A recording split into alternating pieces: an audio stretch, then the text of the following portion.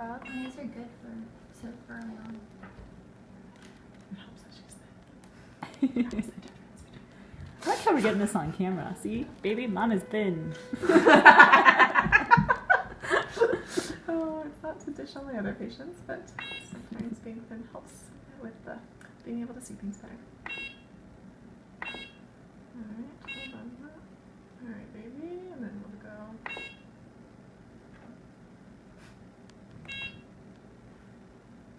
Look at him like Oh my gosh. crawling in space. Mm. I love it. This is so awesome. Hi. Hey, little one, you got some hiccups, huh? Alrighty. That is cute. Oh my gosh. Yes, indeed.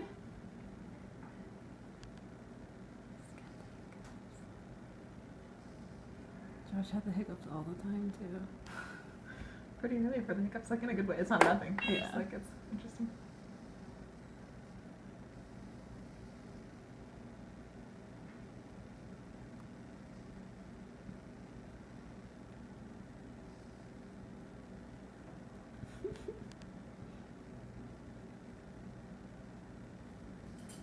I love how big their heads look at this I age. know, yes. That's for sure. They're like half the size of the body.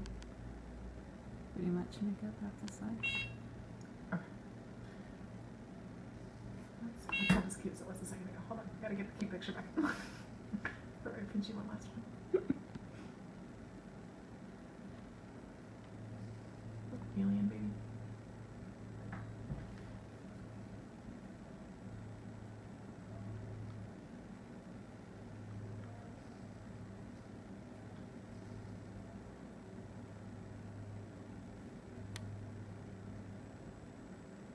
Hi, alien baby. You look cute. Hold on, I gotta make you look cute again. I know you're cute. I'm not dishing on you. I'm just... Sorry. Alright, there. Oh my Come god. back, come back. No, come back. Ah! You can see his little arms too. Yeah, you can see everything. Wow.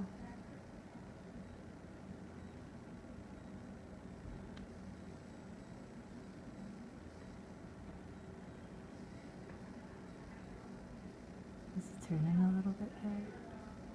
I'm turning the probe Oh, I myself. see, I see. Trying to get a better angle.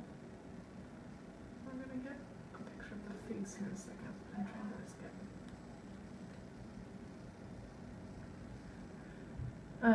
So baby looks good. My thought is with your history, I was just trying to think about it. With your history of the teratoma, Mm-hmm. I'm tempted to get a pelvic ultrasound on you, a Mhm. formal one at the hospital, Sure. to take a look at your ovaries. Got it. And the uterus, and just make sure everything looks great, and then sit down and have the conversation about C-section or VBAC after we have that information. Okay.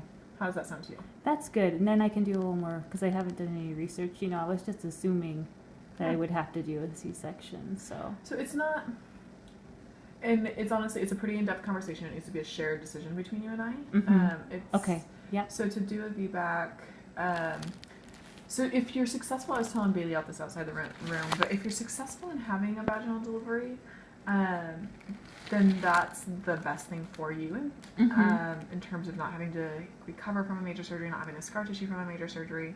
Right. The worst thing in terms of risk, total risk, is to try a vaginal delivery and fail and end up with a C-section, because then you're recovering from both. Gotcha. Kind of like you did last time. Yeah. You know, we're going through a lot of, you had all the IV, you know, waited for a long time, and then you had ended up with a C-section anyway. And so we don't want that to happen again. And so what we do is we try and get as much information we can as like in terms of what would be your chance of having a successful vaginal delivery. Mm-hmm. And then we use that information to try and make a decision together. I don't even offer it if your chance is less than 50%. Okay. And then if it's greater than 50%, you and I make a decision together. I like it. The reason we don't do it for everybody is the risk, like you're mentioning, of the uterine scar rupturing open, which happens a very small percentage of the time. Okay.